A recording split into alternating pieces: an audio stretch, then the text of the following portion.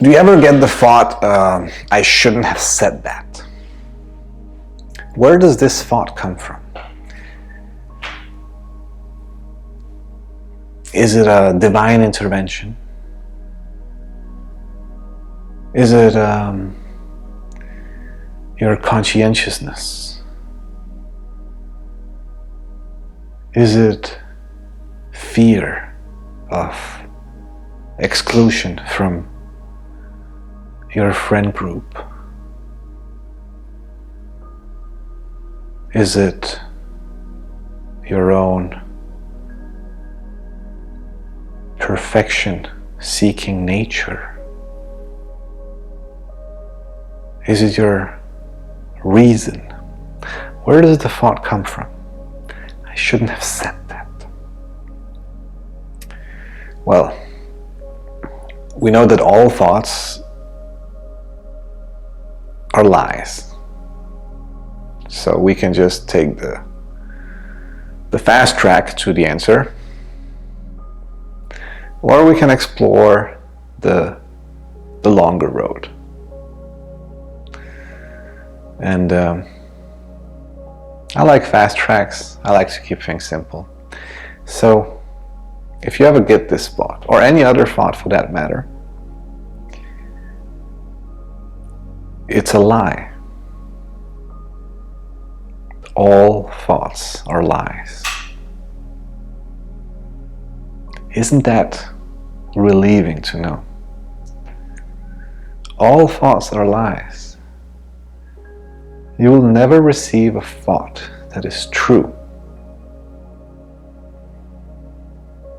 We can take this for example. I shouldn't have said that.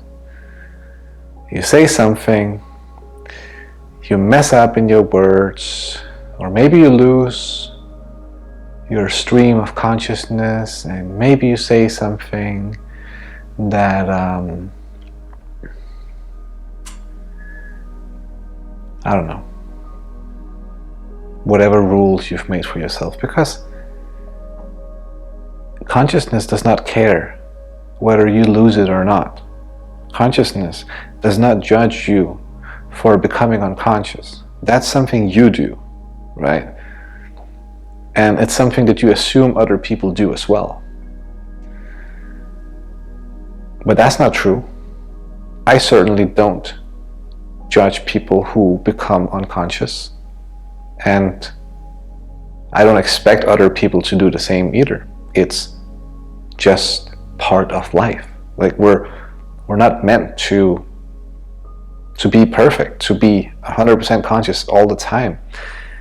It's expected that our lives are like these waves, hopefully upward trajecting waves and not downward trajecting waves. But who knows? Maybe, but in the grand whole, it is upwards trajecting. The sort of degree to which life forms are experiencing consciousness.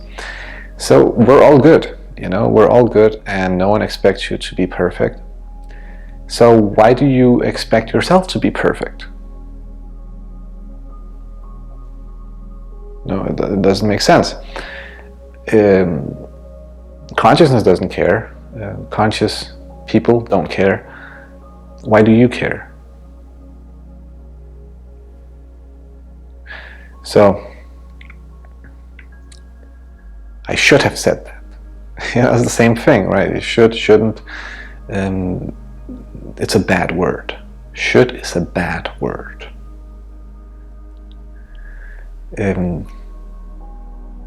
Both are regretting the past, and anything to do with the past is just to do with the mind, and anything to do with the mind is unconsciousness. So there you go. We do a lot of these fast tracks to these answers because dwelling on questions and contemplating is just unconsciousness. Why would you want to waste your time being unconscious? Yeah, don't waste your time being unconscious. Be conscious. and just fucking chill out, because when you are just becoming conscious, you don't have to do anything. You don't have to be responsible for things. You don't have to think of the best way to do things. You just have to let go. You just have to let go. Something that I thought of when people are looking for their purpose is, find something that is dependent on you being conscious and present. What's something where you would simply fail if you lost touch with your own consciousness and you lost presence? An example could be mountain rock climbing with no safety gear, right? Because if you lose your presence in that moment, it's probably not good. But what's something that is maybe not an extreme sport, but just within the realm of fairly risky activities, and that is dependent on you being conscious, that you simultaneously enjoy the process of. Now, if you find that, and I hope you do, you will have found the main ingredients for your life's calling or your purpose. All you have to do at that point is just attach a worthwhile goal to that, and you have the holy trinity of mind, body, and soul.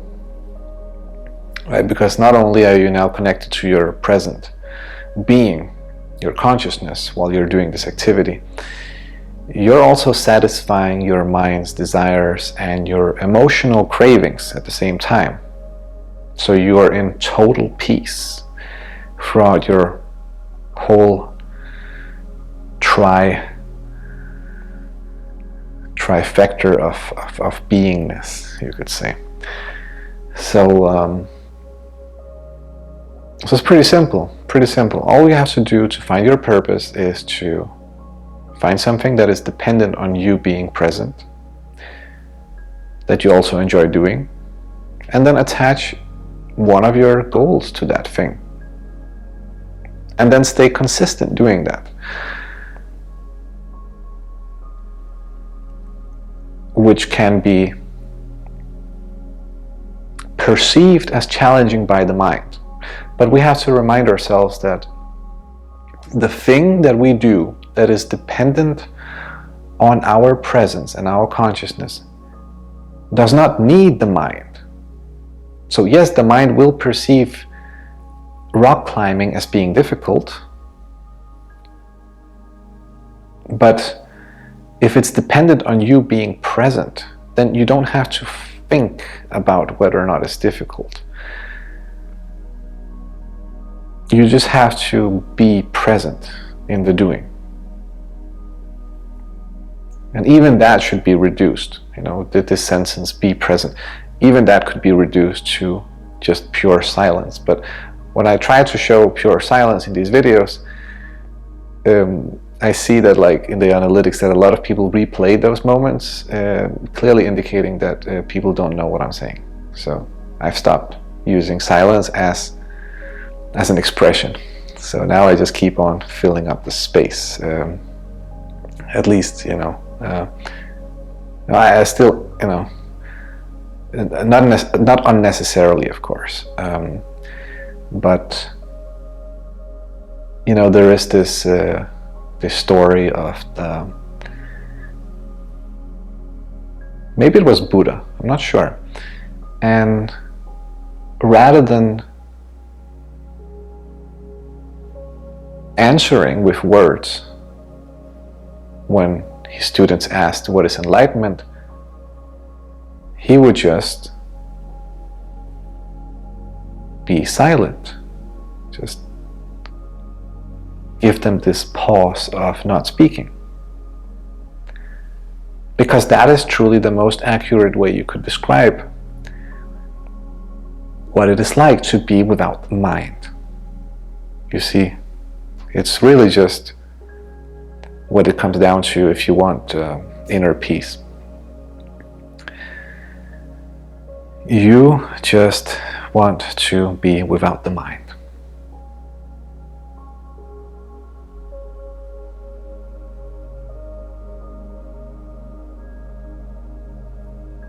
So when you find something that is dependent on you being mindless, essentially, and you have a goal attached to it, and you're consistent with doing it, then you're going to have a lot of peace every single day. You're going to have a lot of satisfaction and joy and natural gratitude. You know, there is artificial gratitude and there is natural gratitude. I'm sure we will come to this at some point in society. Just like we're reading the labels now on different food packaging to check if it's artificial sugar or real sugar. Maybe one day we can read the labels on different types of experiences that we're experiencing and see if it's real gratitude or artificial gratitude. And I'm sure the mind cannot tell the difference and all that, but it certainly can tell the difference in the exhaustion of having to artificially generate gratitude.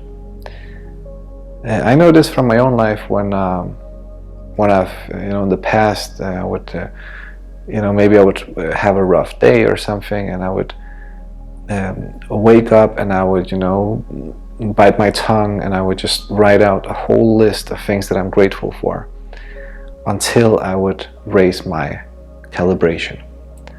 This could sometimes take 20 minutes of really intense focus, of what would be compared to something like really deep work. Sometimes it could take an hour, and then the moment something happens that is undesirable, which is fucking normal, right? You lose it. Yeah, and then you have to redo it again. And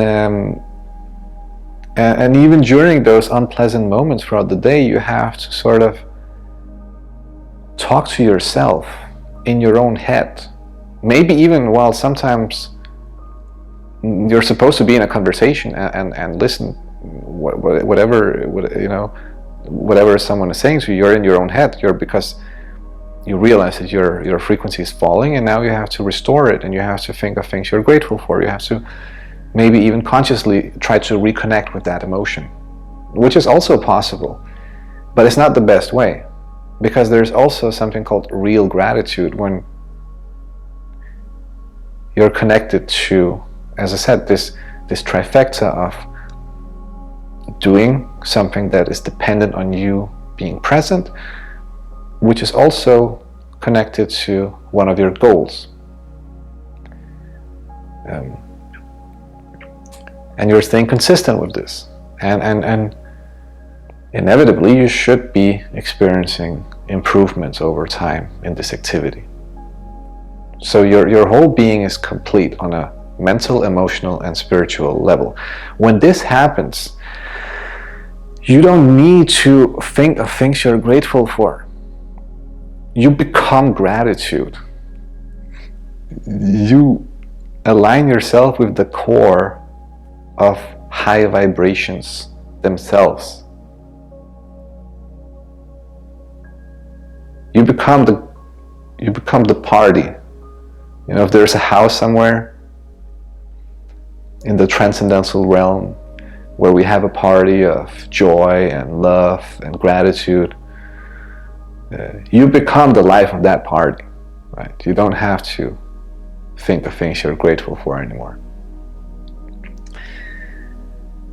And then you just fucking enjoy, and not even that. Again, I want to reduce those words. I don't want to say enjoy. I would love to just turn silence into a word. or space or the absence of words into a message. I'm still working on that. It's a product. It's a product I'm working on. The silent package. The empty space box. Would you buy that? A box full of empty space? Probably not. So I'm still working on it. Anyways, thanks for watching.